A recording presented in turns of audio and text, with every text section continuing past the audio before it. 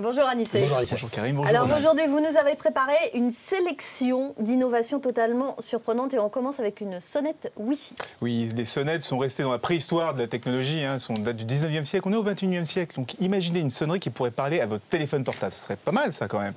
Une sonnette spéciale avec une caméra de visioconférence où quand quelqu'un sonne à la porte, eh bien vous recevez son image sur votre téléphone portable et vous pouvez comme ça discuter avec lui et vous pouvez faire ça de n'importe où. On peut lui ouvrir la porte aussi, non? On peut aussi lui ouvrir la porte, évidemment on peut lui ouvrir la porte, mais on peut faire ça de n'importe où. C'est-à-dire qu'on est dans sa voiture, quelqu'un sonne chez vous, vous regardez, bah tiens, non, je suis pas là, je reviens dans 10 minutes, je reviens dans un quart d'heure. Et évidemment, il y a un petit bouton, on peut ouvrir ou fermer la porte si on ne veut pas qu'il rentre chez soi. Donc c'est la sonnette du futur, c'est la sonnette du 21e siècle. Génial. Dont on rêve. Non, ce qui est bien, c'est qu'on n'est pas obligé de s'approcher de la porte, de regarder le Judas et de croire que la personne qui est de l'autre côté ne nous entend pas. Exactement, comme ça on peut vérifier à l'avance de très loin. Vous êtes un grand malade.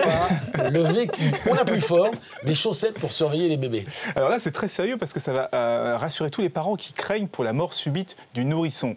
C'est une petite chaussette que l'on met à son nouveau-né. Et cette petite chaussette-là a un capteur qui vérifie à la fois les battements du cœur et la fréquence cardiaque. Il envoie tout ça directement en Wi-Fi à votre téléphone portable. Et dès qu'il y a une modification de la fréquence cardiaque du bébé ou une modification de sa fréquence respiratoire, vous recevez une alerte. Alors ça n'enlève pas le problème de mort subite du nourrisson, mais ça vous alerte tout de suite le parent. Il peut se déplacer. On est comme sur son téléphone portable à vérifier qu'il y a encore de la batterie. On ne sait jamais au cas où on n'aurait pas entendu. C'est super. Vous laissez sur chargeur à côté de votre chevet. Comme ça, vous n'avez pas de problème. Et les ondes alors? Non.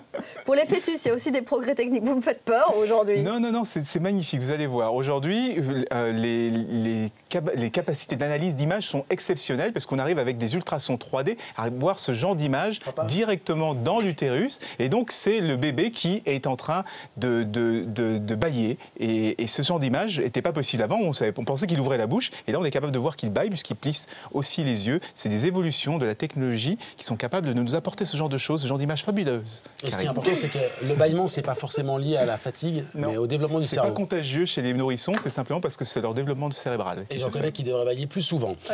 Des voitures télécommandées à la voix. Alors, vous avez une voiture télécommandée à la voix, on connaît les voitures télécommandées avec une télécommande classique, on appuie sur un bouton, ça accélère. Et imaginez si vous criez de plus en plus fort, eh bien la voiture va de plus en plus vite. Ça existe, ça a été fait au Japon. Et c'est un circuit automobile comme ça, et il faut hurler dans un micro sympa. Et ça permet comme ça. Fabuleux cette innovation, non? Tous les parents vont adorer. Il était temps que vous nous quittiez, vous êtes en train de craquer complètement, Anissé. Va pas bien, Anissé. À tout à l'heure.